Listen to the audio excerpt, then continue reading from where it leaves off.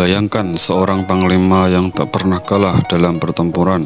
Dialah Khalid bin Walid, sosok yang terkenal sebagai pedang Allah yang terhunus. Sejak muda, Khalid tumbuh di Mekah dalam keluarga bangsawan Quraisy. Ia terkenal kuat, berani, dan cerdas dalam strategi. Pada kecilnya, dihabiskan dengan latihan berkuda, memanah, dan berpedang, hingga menjadi pemuda yang tangguh. Pada awalnya, Khalid justru menjadi musuh Islam. Ia pernah memimpin pasukan Quraisy melawan kaum muslim dalam perang Uhud. Strateginya kala itu membuat pasukan muslim hampir kalah, namun ia hanyalah awal perjalanan seorang legenda. Beberapa tahun kemudian, hati Khalid mulai luluh. Ia merenung, mencari kebenaran, hingga akhirnya memilih Islam.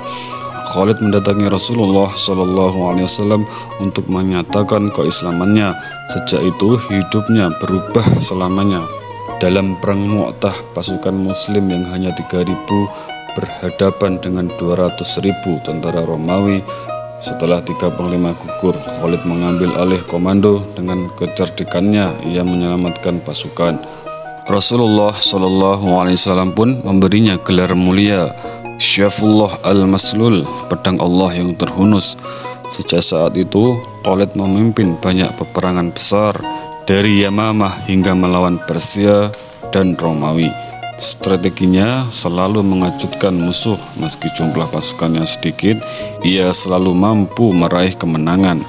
Khalid dikenal sebagai ahli taktik yang brilian, menguasai seni perang di gurun, kota maupun benteng. Musuh-musuh Islam gemetar mendengar namanya. Mereka tahu jika Khalid memimpin, kekalahannya sudah menanti. Namun meski tak terkalahkan, Khalid tetap rendah hati. Baginya kemenangan bukan karena dirinya, melainkan pertolongan Allah Subhanahu wa Ta'ala. Suatu hari, Khalifah Umar bin Khattab mencopotnya dari jabatan panglima. Khalid menerimanya dengan ikhlas.